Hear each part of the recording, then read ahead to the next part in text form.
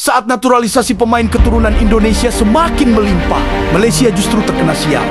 Siap-siap kena sanksi FIFA karena menaturalisasi pemain, entah berantah demi kejar gengsi dan ambisi global persaingan di Asia.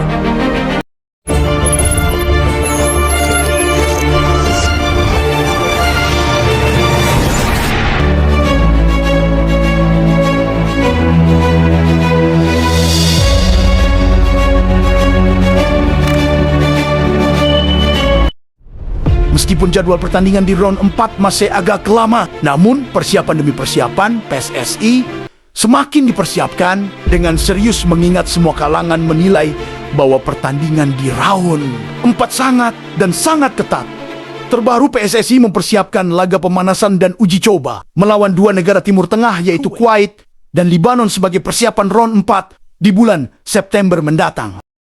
Persiapan ini jelas sangat penting mengingat lawan-lawannya nanti di round 4 juga didominasi tim-tim dari Timur Tengah yang punya gaya dan permainan mirip-mirip dengan Kuwait dan Libanon. Lantas bagaimana kekuatan Kuwait dan Libanon? Berapa ranking FIFA dan peluang di laga persahabatan itu? Berikut kami sajikan rangkumannya. Jika melihat kekuatannya, Kuwait merupakan salah satu lawan yang tampaknya bisa dilewati dengan mudah oleh timnas Indonesia. Apalagi di beberapa ajang, baik resmi maupun persahabatan Indonesia. Beberapa kali bertemu Kuwait. Indonesia dan Kuwait memang sudah beberapa kali berjumpa pada ajang internasional. Indonesia dan Kuwait sudah 6 kali bertanding. Pertemuan pertama antara keduanya terjadi pada Piala Merdeka 19 Oktober tahun 1980. Saat itu, skuad Merah Putih sukses menang 2-1 atas Kuwait.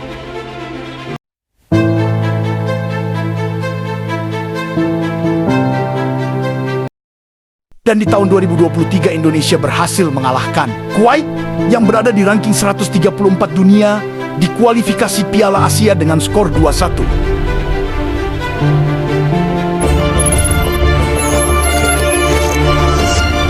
Berikutnya ada timnas Lebanon yang saat ini berada di ranking 99 dunia. Dalam catatan cuma timnas U23 yang beberapa kali bersua dengan Lebanon, cuma sekali timnas senior bersua saat turnamen Piala Presiden dan Lebanon berhasil mengalahkan Indonesia dengan skor 0-4 tanpa balas.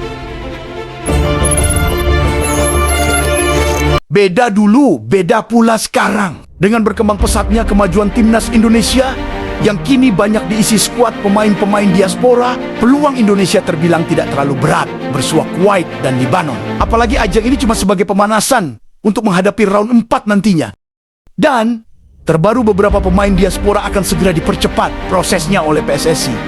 Tujuan tidak lain untuk menambah kekuatan untuk bertempur di round 4 nantinya. Bahkan hal itu pun sudah disampaikan langsung oleh Ketum PSSI. Ada banyak lagi pemain-pemain diaspora kita yang ingin bergabung di sini. Kita lagi proses untuk menambah kekuatan, katanya dalam konferensi kemarin di depan media sosial. Kalau kita nak buat, kita kena kenal pasti bakat pemain itu sama ada in the long run boleh membantu pasukan negara itu. Berbeda timnas Indonesia, timnas tetangga Malaysia yang baru saja euforia merayakan kemenangan melawan Vietnam di kualifikasi Piala Asia 2025 dengan kemenangan meyakinkan 4-0. Euforia belumlah habis. Kini mereka tengah dihadapkan pada situasi genting, di mana AFC dan FIFA tengah melakukan penyelidikan terkait proses naturalisasi pemain baru mereka yang terindikasi tidak ada darah keturunan dari Malaysia, ya demi ambisi bersaing dengan negara-negara Asia lainnya. Permohonan kewarganegaraan Malaysia termasuk bagi warga asing dalam bidang sukan seperti pemain bola sepak atau atlet dilaksanakan mengikut perundangan yang ketat. Hal ini pun menjadi perbincangan hangat di kalangan negara itu, termasuk media dan rakyat Malaysia itu sendiri. Mengingat rakyat Malaysia juga berharap timnasnya bisa bersaing di level Asia tapi dengan cara yang lebih terhormat, bukan dengan cara yang melanggar peraturan. Dan jika investigasi AFC dan FIFA terbukti, timnas Malaysia bukan akan terkenal karena prestasinya, tapi karena kecurangannya. Mr. Sued, semalam PBNP ada mengeluarkan kenyataan tentang hukuman 2 tahun ban ke atas. So, adakah hukuman tu valid ataupun tidak? Seperti mana FAM telah komen mengenai perkara ini sedang disiasat di level FIFA Dan sehingga FIFA membuat keputusan di Badan Induk Dunia, FAM tidak akan mengeluarkan komen atau mengeluarkan apa-apa keputusan yang mungkin bercanggah dengan apa yang akan dan mungkin dikeluarkan daripada FIFA. Itu tanggungjawab dan peranan FAM di dalam hal ini, dan FAM tidak akan komen lebih lanjut mengenai perkara ini.